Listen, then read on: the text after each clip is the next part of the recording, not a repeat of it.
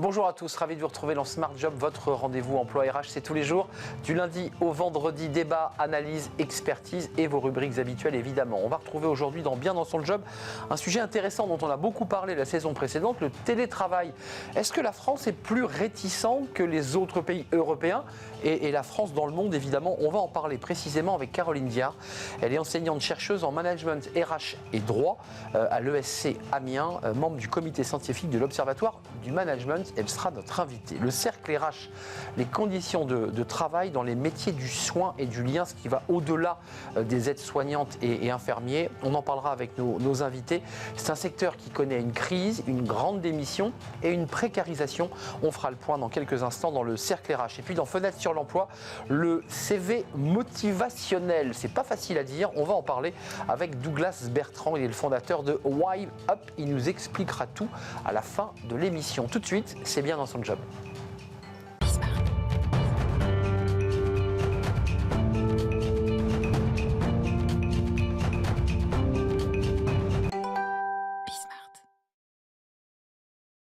Bien dans son job, on poursuit le feuilleton parce qu'on en a énormément parlé.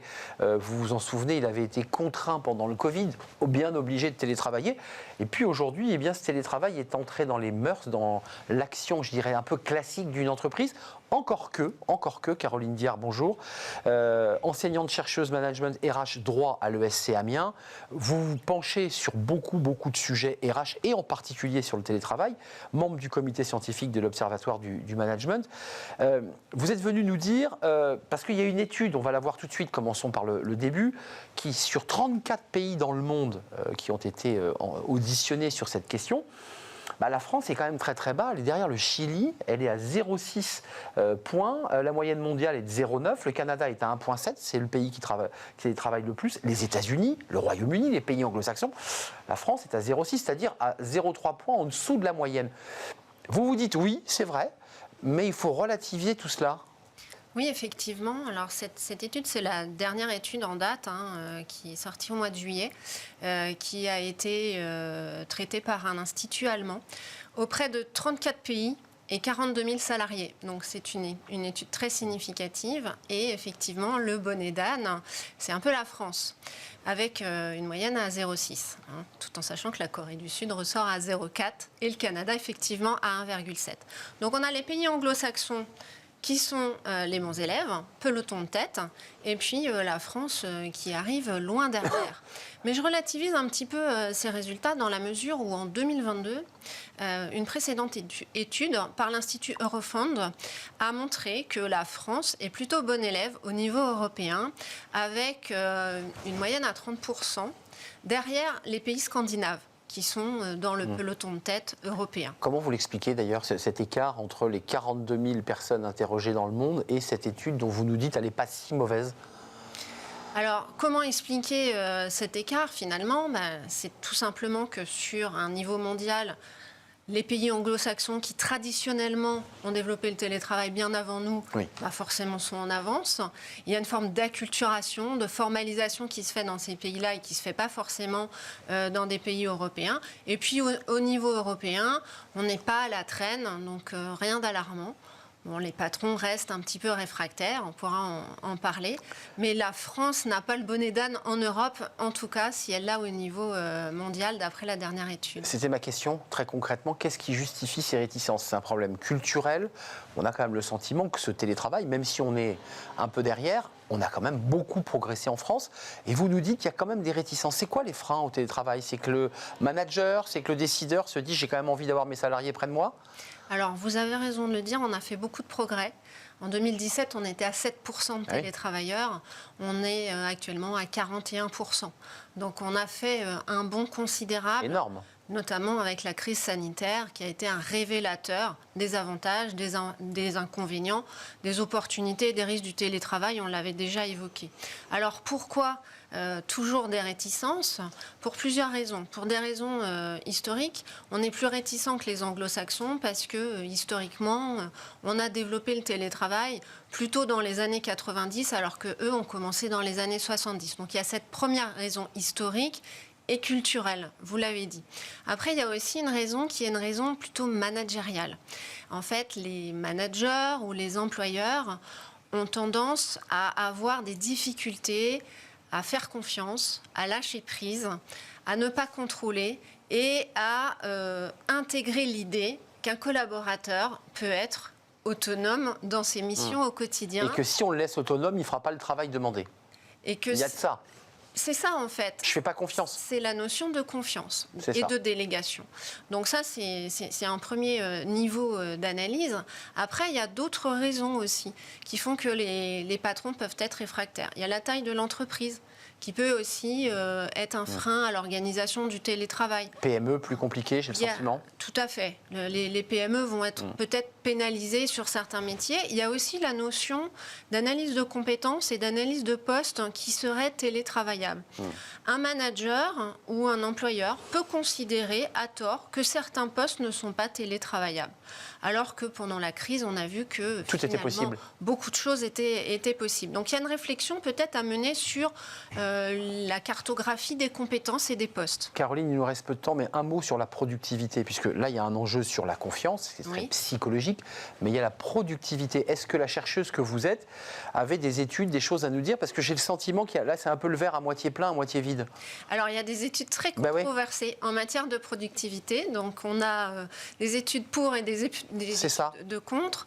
Alors, dans les études que j'ai moi-même menées avec mes collègues, on a conclu, pour l'instant, à une augmentation de l'amplitude horaire de travail, à une augmentation de la charge de travail et des difficultés à déconnecter, ce qui fait qu'on travaille plus, et ce qui ne signifie pas nécessairement être plus performant ou être plus productif. Mais dans l'amplitude horaire, on dérégule son temps de travail, en fait. Exactement. Merci Caroline Diard d'être venue nous rendre visite pour nous éclairer justement sur cette question du télétravail. On va la suivre parce que vous travaillez sur ce sujet. Un livre, des choses en prévision Alors, une 4e édition chez Duno de notre ouvrage sur la gestion des ressources humaines qui est en cours et qui devrait paraître au mois de février avec Emmanuel Baudouin et Sylvie Berthet toujours. C'est ce que je voulais vous entendre dire. Je sais que ce livre a très bien marché et il est évidemment retravaillé. 4e édition, il sortira chez Duno. Merci Caroline Diard de nous avoir rendu visite. On tourne une page, on va s'intéresser là aussi à un métier où le télétravail, reconnaissons-le, est complexe, les métiers du soin et du lien, la santé, mais aussi l'aide à domicile. On en parle, c'est un métier en très grande difficulté, un secteur en crise. On en parle avec mes invités dans le Cercle RH.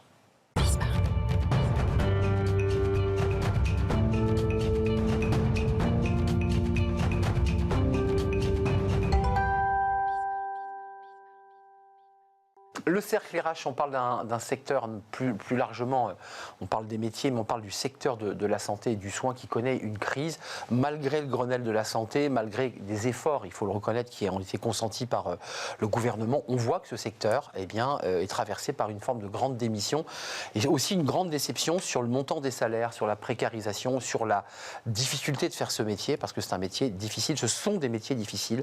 On en parle avec mes invités.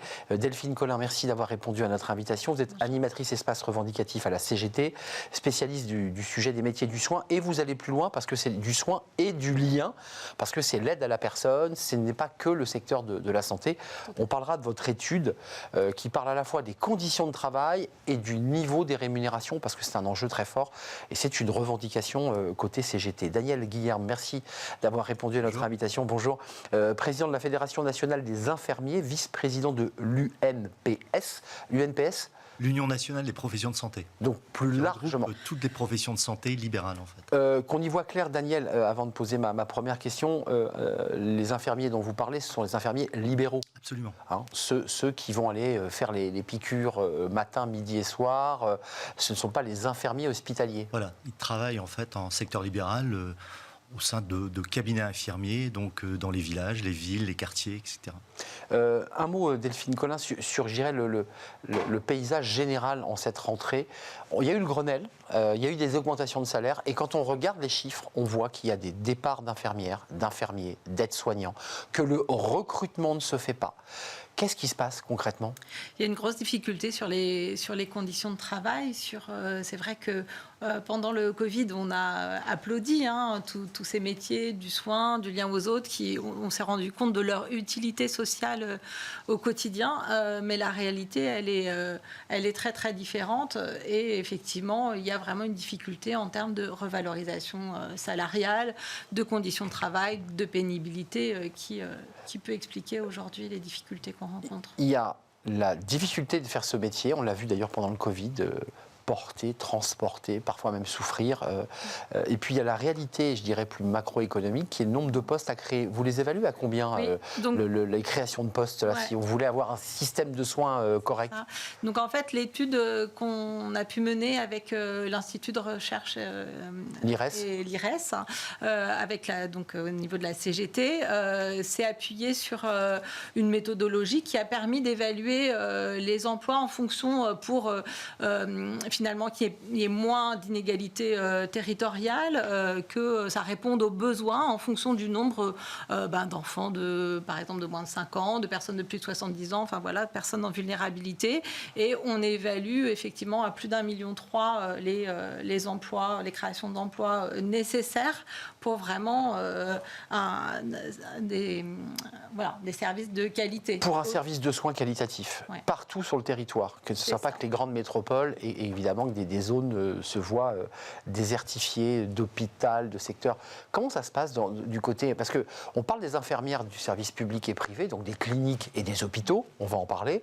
Mais là, on parle des infirmières et infirmiers libéraux, principalement des infirmières quand même, c'est féminin. Oui, alors c'est une profession qui est majoritairement féminine, même si on est dans une courbe inverse des médecins, c'est-à-dire qu'on a une profession qui se masculinise, mais aujourd'hui, majoritairement, 82% de femmes en fait dans le métier. Qui quittent l'hôpital public et privé et qui disent « moi j'en peux plus et je veux avoir ma liberté » entre guillemets, si on peut appeler ça une liberté. Vous avez raison, on a observé en fait un phénomène, mais qui tend aujourd'hui à se modifier. On avait en fait une forte fuite du secteur établissement, que ce soit privé ou public, vers le secteur libéral. On s'est interrogé, nous, sur les raisons de ces fuites. En fait, bien sûr, il y a les conditions de travail et les conditions de rémunération à l'hôpital, mais quand on a interrogé, nous, les personnes qui s'installaient en libéral, il y avait en fait une forme de détachement, en tout cas, du poids hiérarchique à l'hôpital, d'une organisation, en tout cas en termes de travail, d'horaire. Et une bureaucratie. Une bureaucratie bien administrative très forte. Donc une perte de sens. C'est ça. Je vous vois acquiescer. Parce que ce débat de l'ARS était posé, dire le ministre actuel, le nouveau ministre, et l'émanation de cette institution. Il y a une forme de bureaucratie, de difficulté à exercer le métier dans les meilleures conditions. Est-ce que c'est une des raisons, et on va parler du salaire, parce qu'on voit qu'il y a quand même des efforts à faire, est-ce que c'est une raison importante, le sens? Se dire, je viens soigner des gens et en fait, je dois faire des bons de commande pour chaque compresse, parce que c'est ça l'histoire. C'est vrai que le sens au travail, c'est vraiment quelque chose de fondamental. Et quand on a pu donner la parole, donc il y a 7000 répondants et répondantes qui ont répondu à notre consultation qui s'appelait « Mon travail le vaut bien », sur 15 professions.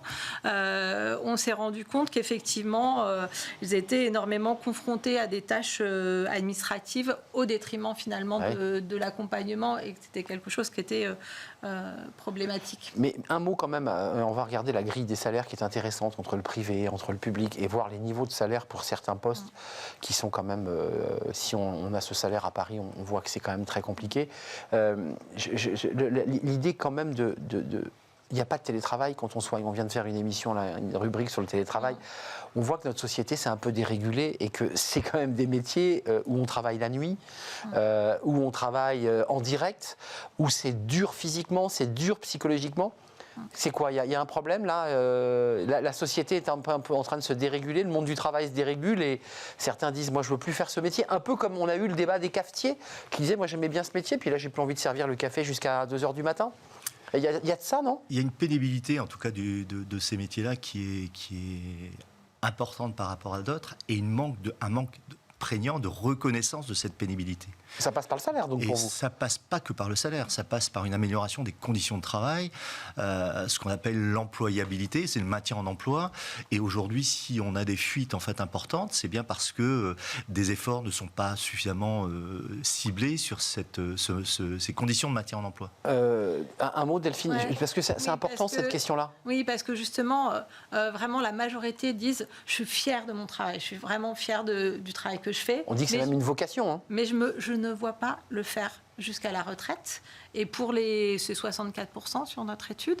Et pour les moins de 30 ans, c'est 70%. Donc ça aussi, c'est en lien avec la pénibilité, effectivement, la charge émotionnelle qui est très forte.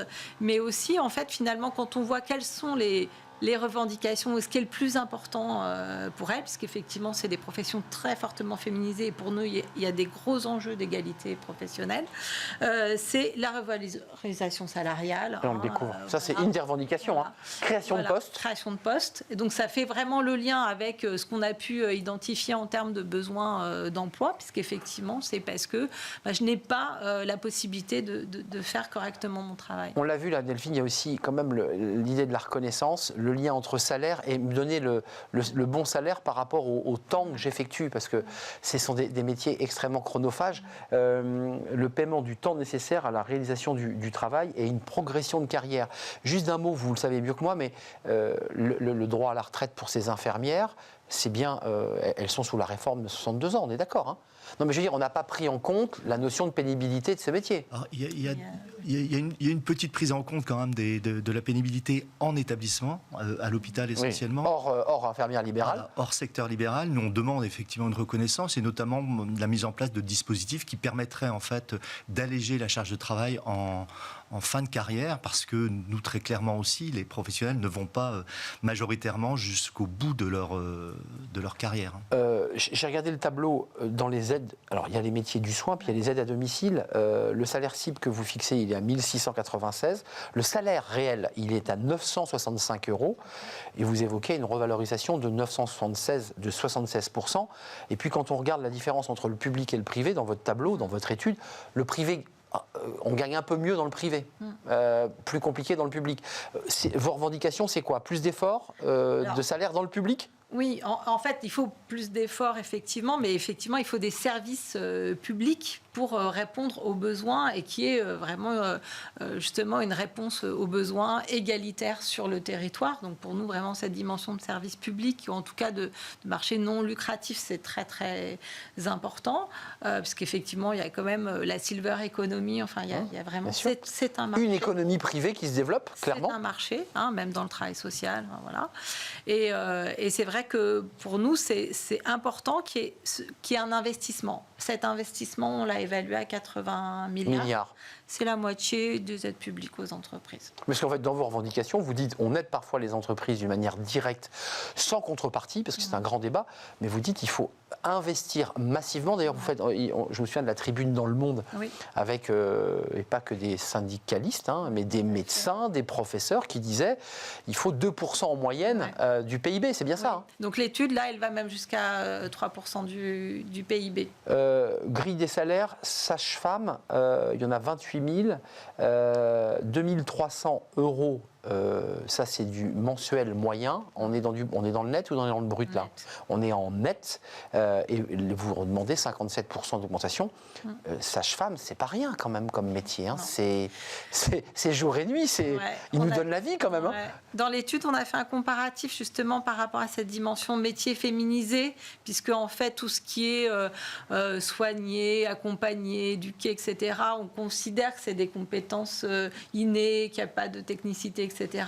Les sages-femmes, c'est en termes de responsabilité sur la vie humaine, c'est énorme. Et on a fait un comparatif avec les ingénieurs hospitaliers et sur la progression de carrière. Ce qu'on appelle les ingénieurs, qui sont les cadres hospitaliers qui dirigent en fait dans les progressions de carrière. Les infirmières libérales, parce que ce sont des libéraux, on se dit mais elles gagnent très très bien leur vie. On déchante quand on regarde les salaires des infirmières libérales. Hein. Oui. Alors, pour bien gagner sa vie en secteur libéral, il faut travailler beaucoup. Il faut travailler beaucoup. Maintenant, on ne peut pas comparer en fait complètement le secteur salarié et le secteur libéral. Pourquoi? Parce qu'en fait, les congés payés, par exemple, ça n'existe pas en secteur libéral. Vous travaillez, vous gagnez. Vous ne travaillez pas, vous gagnez pas. C'est aussi simple que ça. Après, bon, les conditions de retraite ne sont pas du tout les mêmes. On ne peut pas tout à fait comparer. Un professionnel qui a un certain revenu, donc un chiffre d'affaires, puisqu'en fait, on est dans une démarche quand on est professionnel libéral, on est dans une démarche entrepreneuriale. On a un cabinet qu'il faut faire tourner, gérer, etc. et vous avez en fait des charges inhérentes et c'est pas un revenu net en fait. C'est le revenu net en fait, le bénéfice en fait est de l'ordre chez les infirmiers de l'ordre de 45-50% en fait du chiffre d'affaires. Donc toute chose étant égale par ailleurs, aujourd'hui, il ne faut pas venir en secteur libéral en se disant que c'est de l'Eldorado, parce qu'on déchante très vite. Et on se rend compte, effectivement, il y a une étude de l'adresse qui est sortie au mois de juillet. On a en fait une infirmière sur 2 qui quitte l'hôpital au bout de 10 ans. Une infirmière sur 2 quitte l'hôpital au bout de 10 ans. Et quand on regarde en fait ce que font ces infirmières, 10% de ces infirmières sont toujours dans le secteur libéral 10 ans après. Donc on voit quand même qu'il y a une perte sèche en termes d'activité infirmière qu'il faudrait effectivement combler. Avant de nous quitter, je voulais rappeler quand même que tous les travaux que vous faites, vous et vos équipes menées par la CGT, aboutiront à un colloque au Conseil économique et social environnemental. Je voulais le dire, peut-être que vous viendrez nous en parler. Ce sera le 9 novembre, justement pour venir apporter les fameuses revendications des 80 milliards et tout ce que vous nous dites. Est-ce qu'on a un chiffre exact de la perte de nos talents à l'hôpital depuis le Covid? Puisqu'en fait, depuis le Covid, on voit est-ce qu'on a un chiffre? Est-ce qu'on sait exactement combien de personnes ont quitté les établissements publics et privés? On l'a, cette évaluation? Vous l'avez? On pourrait l'avoir, mais elle est peut-être sous embargo. Mais c'est vrai que très clairement, on a senti, y compris dans le secteur libéral, des arrêts d'activité avec des professionnels qui vont faire autre chose. Il y a eu une forme de déception parce qu'il y a eu pendant la crise, il y avait une exacerbation, en tout cas, de l'activité et une reconnaissance là pour le coup. On était en guerre, nous étions en guerre. Une fois que la crise est passée, là, le système reprend son fonctionnement nominal. On voit très bien qu'il y a des déceptions qui s'installent. Avant de nous quitter, vous évoquiez quand même dans votre étude la difficulté territoriale. Vous dites c'est 80 milliards, c'est 2% du PIB, mais ça, ce sont des vœux pieux. La réalité aujourd'hui, c'est qu'il y a des secteurs en France, des territoires, qui n'ont plus de médecins, qui n'ont plus d'infirmiers, qui n'ont plus d'hôpitaux. C'est ça la réalité. Tout à fait. C'est vraiment cette difficulté de répondre aux besoins et c'est pour ça qu'aussi à la CGT, plus globalement, on lance toute une campagne pour la protection tout au long de la vie, de la naissance à la mort. Avec une féminisation, on l'a vu, ce sont des métiers extrêmement féminisés. On n'a pas le temps de l'évoquer, mais avec des femmes aussi qui sont en famille monoparentale, ces infirmières. Et le problème de la garde des enfants, le problème du domicile, lieu de travail et domicile qui est impactant quand on est infirmière à l'hôpital à Paris. Merci de nous avoir rendu visite. Vous reviendrez peut-être nous parler de ce colloque le 9 novembre. Ça sera au CESE avec, j'imagine, tous les personnels de santé et tous les acteurs du monde de la santé. On est bien d'accord. Ouais. Merci Delphine Collin d'être venue animatrice espace revendicatif CGT. Cette étude, elle est très riche, puis elle vous donne aussi des grilles de salaire extrêmement détaillées et très précises. Daniel Guillerme, merci d'être venu nous rendre visite, président de la Fédération nationale des infirmiers et vice-président de l'UNPS, qui sont les professions de santé. On termine notre émission avec Fenêtre sur l'emploi. On va parler CV. Un CV, vous allez voir, un peu original et vraiment dans un style beaucoup plus soft skills, comme on dit. On accueille notre invité.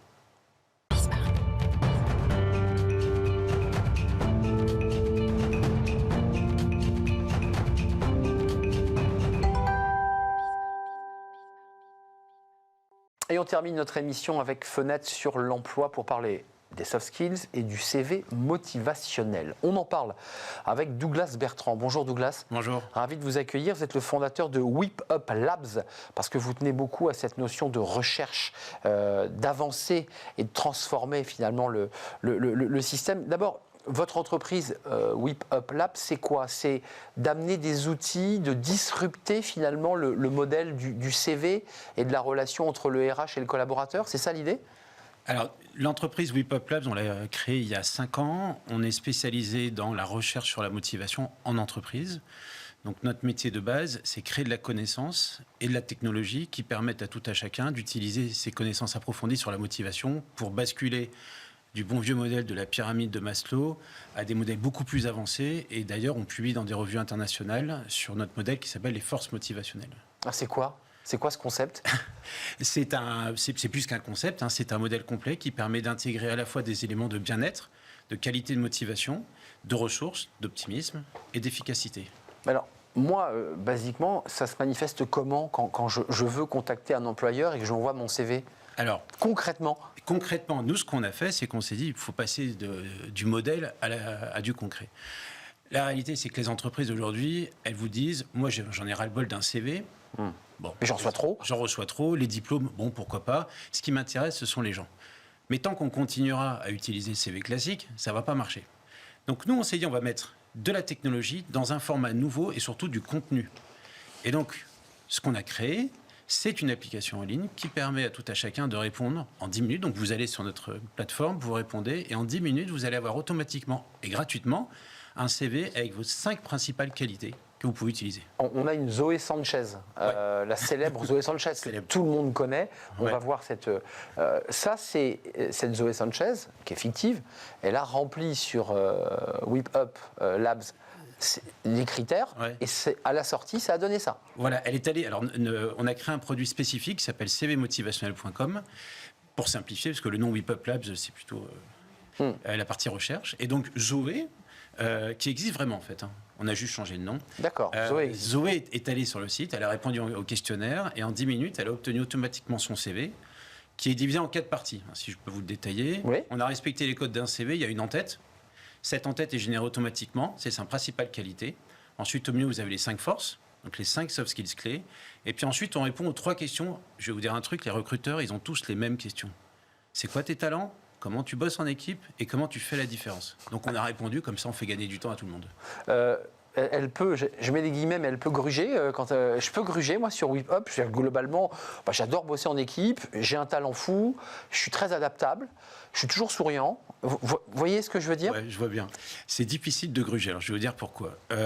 D'abord, on ne prend pas la moyenne des réponses. Nous, on est des scientifiques, donc on a quand même mis des pondérations, des trucs un peu complexes, qui fait que... Donc il y a un algo qui se balade dedans, en fait. Il y a plusieurs algos qui se baladent dedans. Il y a un peu d'IA aussi qui permet de mettre à jour un peu les textes. La deuxième chose, c'est que vous ne savez pas, quand vous répondez aux questions, qu'est-ce qu'on analyse. Eh oui.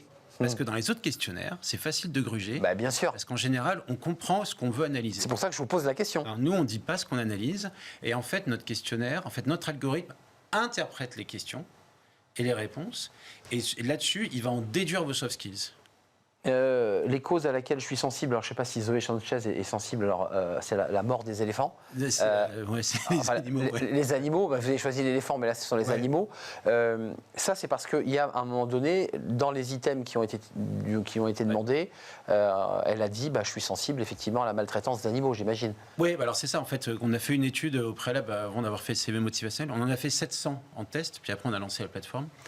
Ce qui est important pour les recruteurs et pour les candidats, c'est aussi de parler des causes qui les animent, parce que ça motive. C'est comme sur le sport, sur les loisirs. Vous pouvez voir, Zoé, elle a choisi je ne sais plus quoi. Le football, le sport foot, de balle.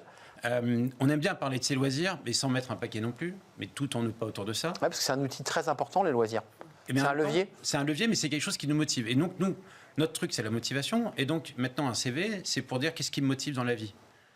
Vous savez, de plus en plus pour les générations, il y a moins de cloisonnement, vie privée, vie perso. Voilà qui je suis, voilà mes causes et voilà mes motivations. Allez sur WhipUp, faites donc ce test et vous l'aurez compris, vous n'allez pas pouvoir jouer avec ce test et le gruger pour devenir le meilleur collaborateur du monde. Non, c'est plus compliqué que cela et c'est ça qui rend d'ailleurs votre CV motivationnel extrêmement performant.